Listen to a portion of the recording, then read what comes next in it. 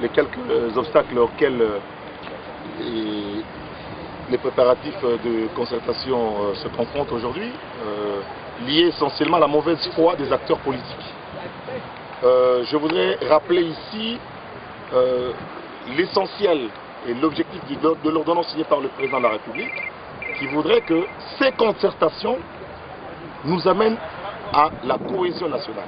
Les objectifs des concertations nationales, je le rappelle à haute voix, c'est pour amener à la cohésion nationale et pas autre chose.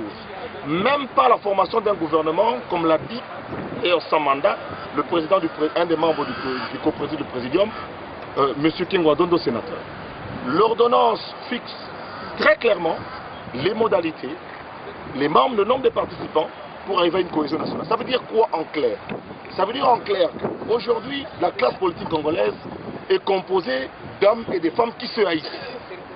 La classe politique congolaise est composée d'hommes et de femmes qui ne se parlent pas. La classe politique congolaise est composée des hommes et des femmes qui ne se, qui ne se côtoient pas.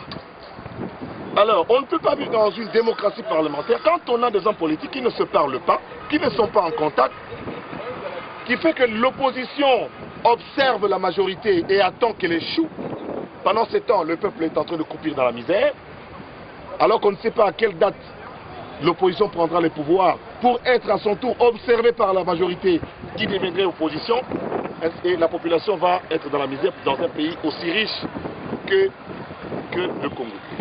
C'est pour ça que je dis que pour honorer la mémoire de Lumumba, la mémoire de Mobutu, la mémoire de Mouzé Laurent Désiré Kabila, la mémoire du président Kassavou, la mémoire de tous ces anonymes, tous ces défenseurs des droits de l'homme, tous ces Congolais qui ont dit non à l'invasion, qui ont dit non à la balkanisation, ces illustres inconnus, que nous serons dénombreux, ces millions de morts, je demande à la classe politique qui est ici de pouvoir mettre de l'eau dans son vin et de choisir au prorata de la quantité du quota qui est donné à chaque groupe parlementaire, à chaque composante, pour que nous allions vite.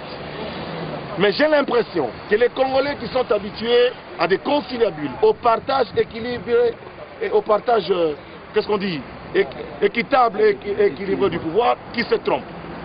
Il n'est pas question ici pour nous de la majorité de partager le pouvoir avec qui que ce soit. La majorité présidentielle dirigera le pays jusqu'à la fin de la législature,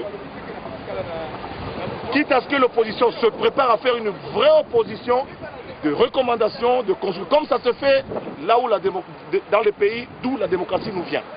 On ne réinvente pas le roue en RDC parce qu'il y a des gens chômeurs de leur État, n'ont pas de métier, ne veulent pas se spécialiser, ne veulent pas travailler.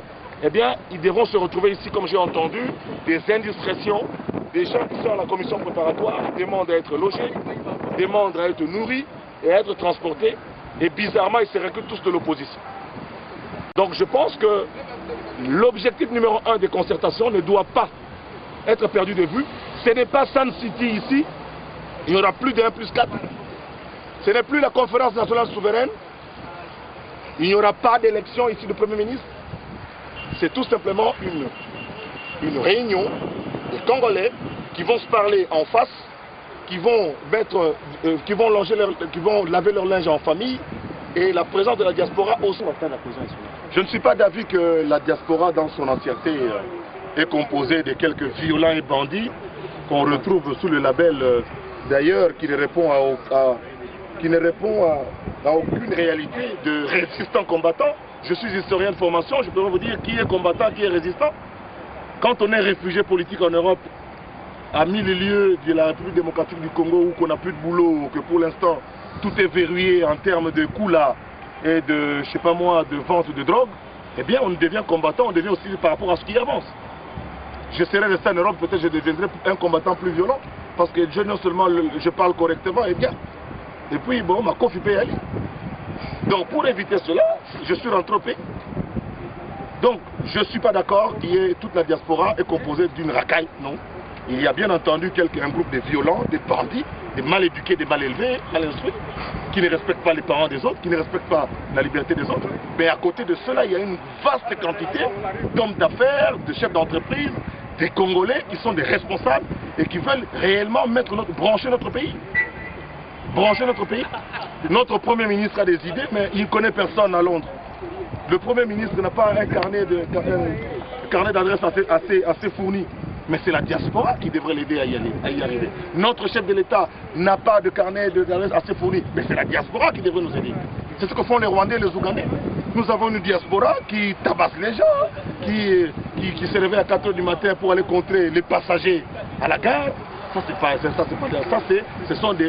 C'est une racaille, c'est des gens violents, mal polis, mal éduqués, mal instruits. Une toute dernière question, Français. Une certaine opinion estime... Les élections ont eu lieu le 28 novembre 2008, nous sommes aujourd'hui le 19 août 2013, ça fait 2 ans depuis que les élections ont eu lieu dans ce pays. S'il y a des gens qui continuent à rêver, c'est permis de rêver, même debout.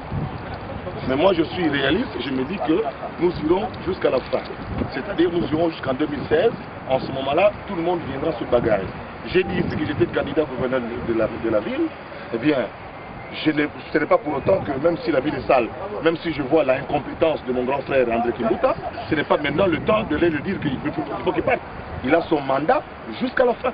Il est gouverneur de la ville et nous obéissons aux ordres du gouverneur de la ville. Quand il y aura les élections, je me